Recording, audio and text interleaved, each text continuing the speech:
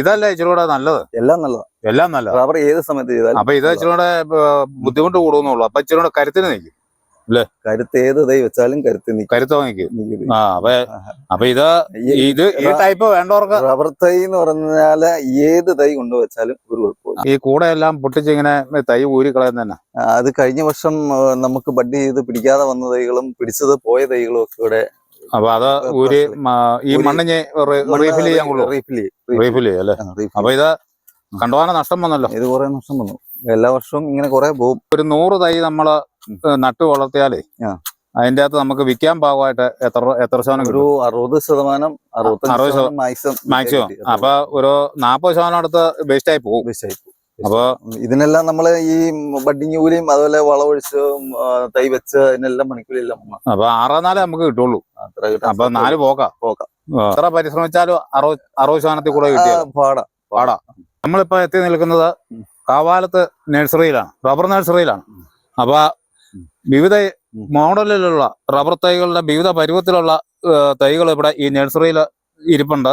അതിനെക്കുറിച്ച് അതിന്റെ ഉടമസ്ഥനായ ബെന്നിച്ചേട്ടനോട് നമുക്ക് ചോദിക്കാം. ബെന്നിച്ചേട്ടാ, ഇത് ബഡ് ചെയ്തിട്ട് എത്ര കാലമായതാ? ഇത് മാർച്ച് ചെയ്ത. അപ്പൊ ഇത് ഇനിയിപ്പോ ഈ ആഗസ്റ്റ് മഴ തീരുന്നതിന് മുമ്പ് നമ്മളിത് വിറ്റ് വിൽക്കാറാവും. ഈ രണ്ടാമത്തെ സ്റ്റെപ്പ് ഇല മുറിയ അന്നേരം വിൽക്കാം. അപ്പൊ ഇതെല്ലാം നല്ല കരുത്തട്ട തൈകളാണ്. ഇതെല്ലാം 105 ആണോ? ഇത് 430. അപ്പൊ 430 ഇനത്തിൽപ്പെട്ട തൈയാണ് ഇപ്പൊ ഈ കാണുന്നത്. ഇതൊക്കെ വെറൈറ്റി എവിടെയാ ഉള്ളത്? 430 ഉണ്ട്, 235 ഉണ്ട്, 105 ഉണ്ട്. അപ്പൊ ഇത് 105. 105ന്റെ 2 സ്റ്റെപ്പായി നിൽക്കുന്ന തൈയായി കാണുന്നത്. അപ്പൊ ഇത് നല്ല കരുത്തട്ട തൈകളാണ്. അപ്പൊ ഇത് അങ്ങ് വെച്ച് ഇച്ചിരി എല്ലുപൊടിയൊക്കെ ഇട്ട് വെച്ച് കഴിഞ്ഞാൽ ഒരു 2 ആഴ്ച കൊണ്ട് കൂമ്പെടുത്ത് 3-ാം സ്റ്റെപ്പ് എടുക്കും. അപ്പൊ തൊട്ടടുത്ത ആഴ്ചയില് പിന്നെയും കൂമ്പെടുക്കും. അപ്പൊ എല്ലുപൊടി ഇട്ടല്ല നമ്മള് നടന്നത്. റോക്ക് ഹോസ്പെറ്റ് ഇത് കാ കുരുപ്പയിട്ട എല്ലാം നാരായ പരുവത്തിന് നിൽക്കുക.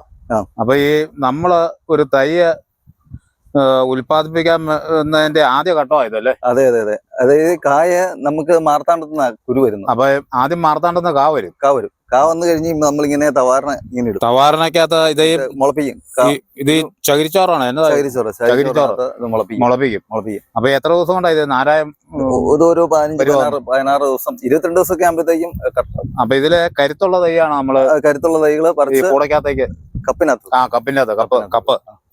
അപ്പൊ ഈ ആദ്യം മുളയ്ക്കുന്നതെല്ലാം നല്ല തൈകളാ അല്ലേ? അപ്പൊ ഇതിന്റെ അകത്ത് ഞാനേ ഒരു കാര്യം ശ്രദ്ധിച്ചായിരുന്നു. ഇതിന്റെ വെള്ളക്കൂമ്പ് വരുന്ന കുറച്ച് തൈകളും അതെല്ലാം കളയുള്ളൂ. അത് കളയുള്ളൂ. അപ്പൊ അത് ഒരിക്കലും പച്ചക്കൂമ്പായി വരികയില്ല. അത് ഇതിനകത്ത് നല്ലത് സെലക്ട് ചെയ്ത് നമ്മള് കപ്പിനകത്തേക്ക് പറിച്ചോളൂ. ഇതാ കപ്പിനകത്ത് അതൊന്ന് കാണിക്കാം. നമ്മൾ ഈ കപ്പിന്റെ അകത്തൊക്കെ ആക്കിയ തവാറിനാരുടെ അടുത്ത് നമ്മൾ എത്തിയിരിക്കുക.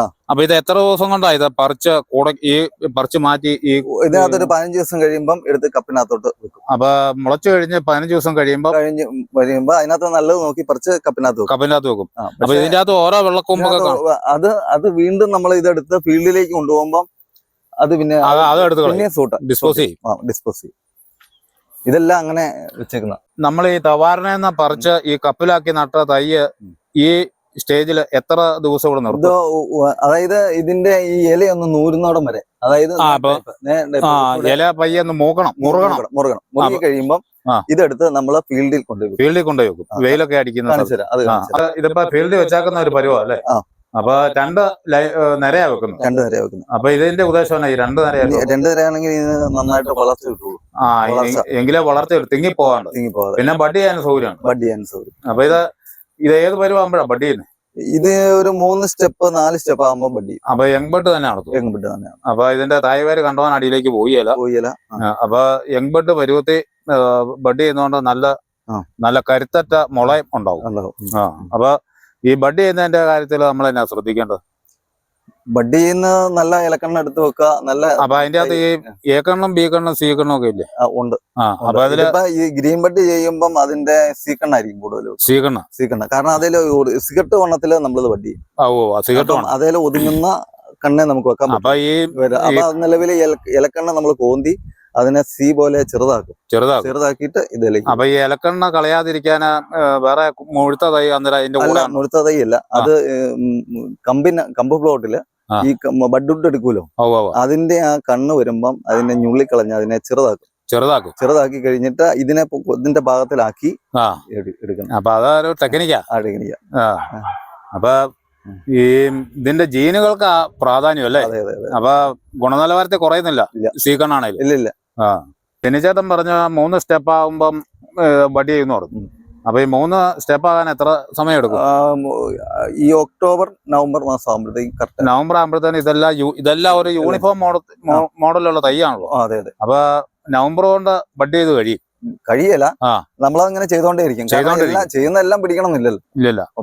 പിടിക്കലാത്ത പിന്നെ അത് കഴിഞ്ഞിട്ട് അടുത്ത സ്റ്റെപ്പ്. ഇപ്പൊ ഈ ബഡ് ചെയ്യുന്നത് ഈ കൂമ്പാകുന്ന പരുവത്തിലാണോ കൂമ്പ് മുറുകുന്ന പരുവത്തിലാണോ? കൂമ്പ് ഇതാ അതിന്റെ കറക്റ്റ് ഈ കണ്ടീഷനിൽ നിൽക്കണം. അപ്പൊ ഈ കണ്ടീഷനിൽ മുള വന്നു കഴിയുമ്പോഴേ ബഡ് ചെയ്യുന്നു, എന്നാലേ പിടിക്കുള്ളൂ. അപ്പം ഇല മുറുകി പോയാൽ പിടിക്കല. അല്ല, ഇല മുറിയല്ല, ഇല ആടലായ ആടൽ എന്ന് പറയുന്ന ഒരു സംഭവം ഉണ്ടല്ലോ. ഈ കണ്ടീഷൻ ഇത് നമുക്ക് ചെയ്യാൻ പറ്റില്ല. സിൽക്കായ പറ്റിയല്ല. അപ്പൊ നാരായ പരുവത്തിനാണ്. അതെല്ലാം ബഡിങ്ങാർക്ക് അറിയാം. ബഡിങ് ഏത് പരുവത്തിലാന്നൊക്കെ ചോദിച്ചത് ഒരു നഴ്സറിയുടെ ഉടമസ്ഥന് ബഡ് ചെയ്ത് തൈയാക്കി കർഷകരിലേക്ക് എത്തുന്നതിന് എന്തോരം ബുദ്ധിമുട്ടൊക്കെ ഉണ്ടെന്ന് എല്ലാവരും ഒന്ന് അറിയണമല്ലോ. അപ്പൊ അതുകൊണ്ട് ചോദിച്ചെന്നേ ഉള്ളൂ. ഇതിന്റെ ബഡ്ഡൂട്ട് ഞാൻ കാണിച്ചുതരാം. ഇതാ ബഡ്ഡൂട്ട്. നമ്മള് ഈ തവാരനെന്ന് പറഞ്ഞ് ഈ ഫീൽഡിലേക്ക് ഇങ്ങനെ മാറ്റി നടുമ്പോഴേ ഈ വെയിലടിച്ച് പൊള്ളാനുള്ള സാധ്യത പൊള്ളുന്നുണ്ടോ? ഇതാണ്ടോ പൊള്ളി നിൽക്കുന്നത്. ഇതൊക്കെ പോയി.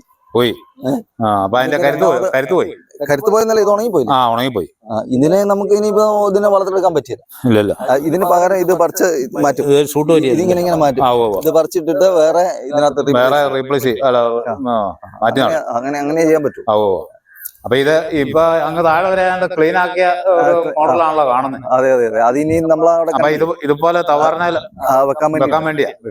ബഡ് ചെയ്ത് കഴിഞ്ഞേ ഇത് മുറിച്ച് കഴിഞ്ഞാണോ ഇത് മുളയ്ക്കുന്നതിന് മുമ്പാണോ ഗ്രീൻ നെറ്റിന്റെ അടിയിലേക്ക് മാറ്റുക? ഇത് കട്ട് ചെയ്ത്, അതായത് ബഡ് ചെയ്ത് പിടിച്ചു കഴിഞ്ഞാൽ കട്ട് ചെയ്യും. അതായത് അത് മാർച്ച് ഏപ്രിൽ മാസങ്ങളിലാണ് കട്ടിങ്. മുകളിലേക്ക് ഉള്ള ഭാഗം കട്ട് ചെയ്തിട്ട് ഇത് പറിച്ച് കൊണ്ടുപോയി സ്റ്റാൻഡിൽ അത് കഴിഞ്ഞ് പിന്നെ മുളച്ച് വരുന്നതാണ് നമ്മള് ഇവിടെ പരിവായി വരുന്നത്. അതാണ് ആൾക്കാർ കൃഷിക്കാർക്ക് കൊടുക്കും. അപ്പൊ ഒരു സ്റ്റെപ്പും 2 സ്റ്റെപ്പും ഒക്കെ കൊടുക്കും. അത് ഞാൻ കാണിച്ചു തരാം. സ്റ്റാൻഡേ കിടക്കുന്നു. ഇത് വലുതായി മുറിച്ചുകൊണ്ട് ഇത് മുറിച്ചാൽ അന്നേരം സ്റ്റാൻഡേ കയറ്റും. പിന്നെ ഇവിടെ തന്നെ വെക്കുകയല്ലോ. ഇല്ല, മുറിക്കുന്നത് സ്റ്റാൻഡേ കയറ്റും. ഈ കിടക്കുന്ന ചകിരിച്ചോറല്ലേ? ഇത് ചകിരിച്ചോറ. ഇത് പൊള്ളാച്ചിന്ന് ഇറക്കുന്ന പൊള്ളാച്ചി. അപ്പൊ ഇതിന് ഒരു ലോഡിന് എത്ര രൂപ കൊടുക്കണം? ഇത് ഒരു ലോഡിന് 50,000 രൂപ. അപ്പൊ ചിലടത്ത് ഇറക്കുന്ന കട്ടയായിട്ടൊക്കെ കാണും. കട്ട ടൈപ്പ് ഉണ്ട്, ഈ ടൈപ്പ് ഉണ്ട്. ഇതല്ലേ നല്ലത്? ഇപ്പം രണ്ടും നല്ല. ഇപ്പൊ നിലവിൽ നമുക്ക് ഇതാ കിട്ടിയത്, അതുകൊണ്ട് അത് എടുത്തു. ഇതെല്ലാം ലൂസായിട്ട് കിടക്കുന്നു. അപ്പൊ ഇത് നിറയ്ക്കാൻ എളുപ്പമുണ്ടല്ലേ? എളുപ്പമുണ്ടോ? കട്ടയാണെങ്കിൽ ഇച്ചിരി ബുദ്ധിമുട്ടല്ലോ. അതെ. കട്ട പിന്നെ നനച്ച് അത് ക്ലിയർ ചെയ്താ. അപ്പൊ ഈ ലൂസായിട്ട് കിട്ടുവാണെങ്കിൽ നമുക്ക് എളുപ്പമാണ്. ഇത് നമ്മളെ പഴയ മോഡല് കൂടത്തയ്യാണല്ലോ. കൂടയ്ക്കകത്ത് നമ്മള് കുരുവിട്ട് കൂടയ്ക്കകത്ത് കുരുവിട്ട് മുളപ്പിച്ച് ബഡ് ചെയ്ത്, അല്ലാണ്ട് തവാരനത് പറിച്ച് കുത്തിയതല്ല. അപ്പം ഇതും പറിച്ചുള്ള പരിപാടി നിർത്തി. ഇപ്പൊ ഇതും യങ്ബഡ് തന്നെ. എങ്ങബഡ്. കൂടയ്ക്കകത്ത് കുരുവിട്ട്. എങ്ങബഡ് എന്ന് പറഞ്ഞു കഴിഞ്ഞാൽ ചെറുതായിരിക്കുമ്പോ ചെയ്യുന്നതിനാണ് എങ്ങബഡ്. അത് വലിയ ഓരോ മാസം ചെല്ലുന്തോറും വലുതാവുന്നതനുസരിച്ച് ബ്രൗൺ ബഡ് അങ്ങനെ ആയി മാറും. അപ്പൊ ഇത് ആദ്യം ചെയ്യുന്നതിനെ എങ്ങബഡ് എന്ന് പറയുന്നത്. അപ്പൊ ഇതല്ലേ ഇച്ചിരി കൂടെ നല്ലത്? എല്ലാം നല്ലത്. റബ്ബർ ഏത് സമയത്ത് ചെയ്താലും. അപ്പൊ ഇത് ഇച്ചിരി കൂടെ ബുദ്ധിമുട്ട് കൂടുന്നുള്ളൂ. അപ്പൊ ഇച്ചിരി കൂടെ കരുത്തിന് നിൽക്കും. കരുത്ത് ഏത് തൈ വെച്ചാലും കരുത്ത് വാങ്ങിക്കും. അപ്പൊ ഇത് ഈ ടൈപ്പ് വേണ്ടവർക്ക് റബ്ബർ തൈ എന്ന് പറഞ്ഞാല് ഏത് തൈ കൊണ്ടുവച്ചാലും ഒരു കുഴപ്പമില്ല. അപ്പൊ ഇതിപ്പം വേണ്ടവർക്ക് കൂടെ വേണമെന്നൊരു താല്പര്യമുള്ളവരുണ്ട്, അവർക്ക് ഇത് കൊടുക്കും. അല്ലാത്തവർക്ക് യങ്ബഡ് കൊടുക്കും. കപ്പ് തൈ. അപ്പൊ ഈ മലമുകളിലൊക്കെ കൊണ്ടുപോകണമെങ്കിൽ ട്രാൻസ്പോർട്ടിങ് ഒത്തിരി ലാഭമുണ്ട്. അതുകൊണ്ടാണ് അതിനകത്തോട്ട് മാറി. അപ്പൊ ഇതൊക്കെ ചോന്ന് കയറ്റണമെങ്കിൽ പാടല്ലേ. പിന്നെ ഈ പഴയ കാരണന്മാർക്കൊക്കെ ഈ ടൈപ്പാ വേണ്ടത്. പഴയ ആൾക്കാർക്ക് ഇത് റബ്ബർ ബോർഡിന്റെ പുതിയ കപ്പ് നമ്മൾ ബാംഗ്ലൂരിൽ നിന്ന് ഇറക്കി വെച്ചേക്കുന്നത്. അവിടെ പണിക്കാർ പണിയുവാണോ? എന്നാ പണിയാ നടക്കുന്നത് അവിടെ നടക്കുന്നത്? ഈ കപ്പ് പെറുക്കി വെക്കാൻ വേണ്ടിയിട്ടുള്ള ഫീൽഡ് ഒരുക്കും. ഓക്കെ. അപ്പൊ കപ്പ് പെറുക്കാന് ഫീൽഡ് ഒരുക്കി ഫീൽഡ് ക്ലീൻ ചെയ്ത് കഴിയുമ്പോഴേ നമുക്ക് ഈ കപ്പ് കുത്താൻ പറ്റും. അപ്പം സ്ഥലം ആദ്യം ഒരുക്കണല്ലോ. അപ്പൊ അതിന്റെ പണിയാ ഇപ്പൊ നടക്കുന്നത്. ബെന്നിച്ചേട്ടൻ ആജീവനാന്ത പരിശ്രമം കൊണ്ടാണ് ഇതെല്ലാം കെട്ടിപ്പടുത്തത്.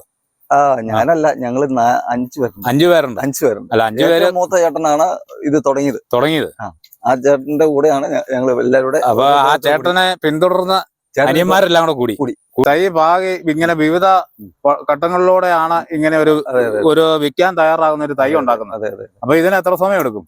ഇതിന് ഈ ജൂണിൽ തുടങ്ങിയ അടുത്ത ജൂണിൽ, അടുത്ത 1 വർഷം കൊണ്ടാണ് ഇതിന്റെ ചട്ടവട്ടം പൂർത്തിയാവും. ഓ, അപ്പൊ ഭയങ്കര ശ്രമകരമായ ജോലി തന്നെ. വളരെ ശ്രമകരമായ. നഴ്സറി എന്ന് പറയുമ്പോൾ പിള്ളേരെ നോക്കുന്ന പോലെ നോക്കണം. അപ്പൊ നമുക്ക് ഏത് സമയത്ത് പാട്ട് പറ്റിയാലും നമ്മൾ അടിപോകും. അപ്പൊ ഊണിലും ഉറക്കത്തിലും നമ്മളെ ചിന്തയിലുണ്ടെങ്കിൽ മാത്രമേ വിജയിപ്പിക്കാൻ പറ്റുള്ളൂ. അപ്പൊ ആദ്യം തവാറിനെ പാകുന്നു, പിന്നെ കപ്പിന്റെ അകത്ത് വെക്കുന്നു, കപ്പിന്റെ അകത്ത് ഇവിടെ പറിച്ച് ഫീൽഡിൽ വെക്കുന്നു, ഫീൽഡിൽ ബഡ് ചെയ്യുന്നു, ബഡ് ചെയ്ത് കഴിഞ്ഞാൽ കൂടക്കകത്താക്കുന്നു. അപ്പൊ കൂടക്കകത്താക്കി കഴിഞ്ഞ് അതിന് വേണ്ട ശുശ്രൂഷകളെല്ലാം ചെയ്ത് നടത്തിയെങ്കിൽ മാത്രമേ ഇത് വിൽക്കാൻ പറ്റുള്ളൂ. അപ്പൊ ഈ മുളക്കേട് ഇതിന് എന്ത് മരുന്നാണ് അടിച്ചു കൊടുക്കുന്നത്? ഇലക്കേടൊന്നും ഉണ്ടായിരിക്കാം. ഇത് ഇലക്കേടിന് സൾഫർ അടിക്കും, പിന്നെ ഇൻഡോഫിൽ അടിക്കും, സാഫ് അടിക്കും. അപ്പൊ മാറി മാറി അടിക്കും. അപ്പൊ ഒന്നിനും ഓരോ മരുന്നുകളാണ്. അപ്പൊ ഇലയ്ക്ക് ഒരു പുള്ളിക്കുത്താവെല്ലാം വന്നു കഴിഞ്ഞാൽ അതിന്റെ കരുത്ത് പോകുന്നില്ല, എന്നാൽ പോലും അതിന്റെ വളർച്ചയെ ബാധിക്കും. അപ്പൊ നമ്മൾ ശ്രദ്ധിക്കും. വളരെ കൊച്ചിനെ നോക്കുന്ന പോലെ നമ്മൾ നോക്കണം. അപ്പൊ എങ്കിൽ മാത്രമേ ഇത് വിൽക്കാൻ അനുയോജ്യമായ ഒരു തയ്യാക്കി നമുക്ക് എടുക്കാൻ പറ്റുള്ളൂ. രാവിലെ എത്ര മണിക്കാണ് നഴ്സറിയിൽ എത്തുന്നത്? രാവിലെ 6:30 എത്തും. വൈകിട്ട് എപ്പോഴാ പോകുന്നത്? വൈകുന്നേരം 5 മണി. അപ്പൊ അന്നേരത്തേനും അവസരമാവും. അയ്യോ, ഈ വെയിലും ഈ മഴയെല്ലാം കൊണ്ട് ഇങ്ങനെ പോന്നുപോരായ്മ നോക്കി നടക്കുക.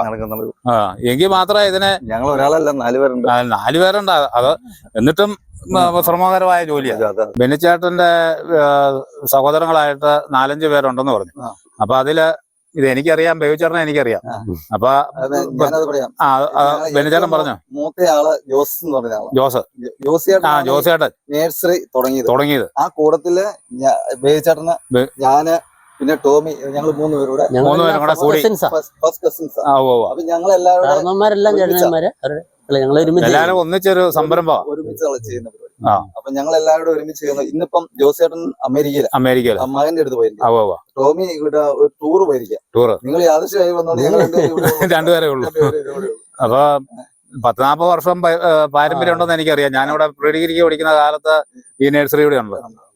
അപ്പൊ 40 വർഷത്തോളമായിട്ട് ഇവിടെ വന്നിട്ട് 40 ആയില്ല. അല്ല, ഇവിടെയല്ല, താഴെ തൊട്ട് താഴെ കരിങ്കുത്തുണ്ടായിരുന്നു. അപ്പൊ ഇതിന്റെ ഉച്ചസ്ഥായിയിൽ എത്തി നിൽക്കുകയാണ്. അപ്പം 10-40 കൊല്ലത്തെ പാരമ്പര്യം എന്ന് പറഞ്ഞാൽ നിസ്സാര കാര്യമല്ല. അപ്പൊ നല്ല ബഡ് ചെയ്ത് നല്ല തൈകൾ തന്നെ ഉൽപ്പാദിപ്പിച്ച് കൃഷിക്കാരുടെ കയ്യിലെത്തിക്കുക, കൃഷിക്കാർക്ക് കണ്ണു അടച്ച് ഇവിടെ വന്ന് മേടിക്കാം. കാരണം നമുക്ക് ഇപ്പം വരുന്നു പറഞ്ഞാൽ നമ്മളെ റീപ്ലാന്റ് ചെയ്ത് നമ്മളെ കൊണ്ടുപോയിട്ട് തന്നെ റീപ്ലാന്റ് ചെയ്യുന്ന ബിസിനസ് ആണ് ഇപ്പൊ വന്നിരിക്കുന്നത്. അല്ല, അവരെല്ലാം നല്ല തൈ ആയിട്ടാണല്ലോ തിരിച്ച് ഇങ്ങോട്ട് തന്നെ വരുന്നത് എന്നാണ് ഞങ്ങൾ പ്രതീക്ഷിക്കുന്നത്. അപ്പൊ അതിന്റെ ഉൽപാദനം ഒരിക്കലും മോശം വരികയല്ല. അപ്പൊ നല്ല കണ്ണെടുക്കുന്നതുകൊണ്ട് നല്ല ഉൽപാദനമുണ്ട്. അപ്പൊ അതിനെക്കുറിച്ച് ഈ തൈകളെല്ലാം യൂണിഫോം ലെവലിൽ നിൽക്കുക. അപ്പൊ ഇതിനെ തന്നെ അറിയാലോ ഇതിന്റെ കരുത്ത്. അപ്പൊ ഈ തൈകളെ കുറിച്ച്, ഇതിന്റെ ഈ പരുവത്തിനാക്കുന്നതിനെ കുറിച്ച് ഒന്ന് പറയാമോ? ഇങ്ങനെ നല്ല തൈകൾ ഉണ്ടാക്കിയെടുക്കുന്നത്. അതായത് ആദ്യം നമ്മൾ മാർത്താണ്ഡത്ത് വരുന്ന കാ മേടിച്ച് ഫീൽഡിൽ ഇങ്ങനെ നിരത്തിപ്പാകും. അതിനകത്തുനിന്ന് ആദ്യമായിട്ട് മുളച്ചു വരുന്നതിലേക്ക് 60% കിട്ടുള്ളൂ. നല്ലത് 60% കിട്ടുള്ളൂ. ആ 60% ഇതുപോലെ കപ്പിനകത്ത് നടും, ഇട്ടിട്ട് അത് ഒരു സ്റ്റെപ്പ് ആകുമ്പോൾ അത് ഫീൽഡിൽ കൊണ്ടുപോകും. അതിനിടയ്ക്കും കുറെ പോകും, കുറെ ഡാമേജോട് വരും. അത് ഫീൽഡിൽ കൊണ്ടുവച്ച് അവിടെ നിർത്തി ബെഡ് ചെയ്തിട്ട് ഇത് കട്ട് ചെയ്യും. മണ്ണിലിരിക്കുന്നോണ്ട് വേറെ അടിയിലേക്ക് തന്നെ പോകുന്നുണ്ട്. അങ്ങനെയാണ് റബ്ബർ ബോർഡ് ചെയ്യാൻ പറയുന്നത്. ഞങ്ങള് താഴെ ഇങ്ങനെ തവാറിനെ കട്ട് ചെയ്ത് നിർത്തിയേക്കുന്ന പരുവത്തി തൈ കണ്ടായിരുന്നു. അപ്പൊ അത് സ്റ്റാൻഡേലിട്ട് ഇത് എത്ര ദിവസമായതാ സ്റ്റാൻഡേൽ ഇവിടെ കൊണ്ടുവന്നിട്ടിട്ട്? ഇതിപ്പോ ഒരു 40 ദിവസത്തോളം. 40 ദിവസമായി. അപ്പൊ കുറച്ച് തൈ അവിടെ ഇനിയും ഇങ്ങോട്ട് സ്റ്റാൻഡേ കയറ്റാനുണ്ട്. അത് ഞങ്ങൾ കണ്ടായിരുന്നു, അതിന്റെ വീഡിയോ ഞങ്ങൾ എടുത്തായിരുന്നു. അപ്പൊ ഓരോ സെറ്റായിട്ടാ അത് തീരുമ്പോഴത്തേക്ക് ഇതാകുന്ന പരുവത്തില്. അപ്പൊ ഘട്ടം ഘട്ടമായിട്ട് കട്ട് ചെയ്ത് അതപ്പൊ എങ്ങനെയാ സ്റ്റാൻഡേ കയറ്റുന്നത് പരുവം? മുളച്ചു വരും. അപ്പൊ ഇത് 40 ദിവസം ആയെന്നാണല്ലോ പറഞ്ഞത്. ഏതാണ്ട് 40 തന്നെ ആയി കാണില്ല. ഇനി ഒരു 40 ദിവസം കൂടെ വേണോ ഇത് നമുക്ക് സെയിൽ ചെയ്യാൻ? ഏതാണ്ട് അത്രയും കൂടെ വേണം. 40 ഇല മുറുകാൻ. ഇല മുറിയത്. അപ്പൊ ഈ ഇതിന്റെ മുകളിൽ ഇങ്ങനെ പ്ലാസ്റ്റിക് ഇല്ലെങ്കിൽ ഒറ്റ ഇല കിട്ടിയല്ലോ അല്ലേ? മഴക്കാലം മഴ കൂടുതലാണെങ്കിൽ ഭയങ്കരമായിട്ട് ചീഞ്ഞു പോകും. അപ്പൊ ഇനി സാഫ് അടിക്കുമോ? സാഫ് എല്ലാ ആഴ്ചയിലും അടിക്കും. പിന്നെ എത്ര അടിച്ചാലും ഒരു പരിധി കഴിഞ്ഞ മഴയാണെങ്കിൽ അരിയിലിരിക്കുന്നതിന്റെ എറമ്പലടിച്ചാ പോകും. കാലാവസ്ഥ ഒരു പ്രധാന ഘടകമാണ് തൈ രക്ഷപ്പെട്ട് കിട്ടുന്നാല്. അതാ മുളച്ച് വരുമ്പം ഭയങ്കര മഴയുടെ ടൈം ആണെങ്കിൽ അങ്ങനെ വന്നാലും ഇതിനൊരു ഷേപ്പ് ഒന്നും വരികയില്ല. ഈ ഇല എല്ലാരും മാതിരി അങ്ങോട്ടും ഇങ്ങോട്ടും എലി കറണ്ട് പോലെ. ഇതൊക്കെ ഇപ്പൊ നല്ല കാലാവസ്ഥ മുളച്ചാവുണ്ടാവും. ഇതെല്ലാം നല്ല ഭംഗിയായിട്ട് ഇരിപ്പുണ്ട്. അത് കുടയ്ക്കകത്ത് കുരുവിട്ട് മുളച്ചതല്ലേ? കപ്പിന്റെ അകത്ത്. അപ്പൊ ഇവിടെ തവാറിനെ പാകി തൈ എടുത്ത് കുടയ്ക്കകത്താക്കുന്ന പരിപാടി ഇല്ല. ഇത് ഫീൽഡിലാണ് ഇത് ചെയ്യുന്നത്. ഇതിങ്ങനെ ഫീൽഡിൽ ഇങ്ങനെ ലൈനായിട്ട് കുഴിച്ചു വെക്കും.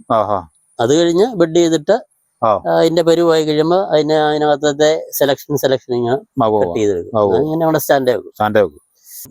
ഈ തൈ ഇപ്പൊ ഏത് ഭാഗത്തേക്കാ കൂടുതൽ ഓർഡർ ഉള്ളത്? ഇപ്പൊ കൂടുതൽ പത്തനംതിട്ട, പിന്നെ തൃശ്ശൂര് സൈഡിലേക്ക് മംഗലം ഡാം. ഇപ്പൊ ഈ വെളിയിലേക്ക് നമ്മുടെ കർണാടകത്തിലേക്കൊക്കെ പോകുന്ന ലോറിയൊക്കെ എത്തുന്ന കാണാൻ അത് കുറഞ്ഞു പോയി. അപൂർവമായിട്ടൊക്കെ പോകുന്നുണ്ട് കുറെയൊക്കെ. പഴയ ലെവലിലൊന്നും ഇല്ല. അവിടെ എല്ലാം കമുക് കൃഷി ആയെന്ന് പറയുന്നു.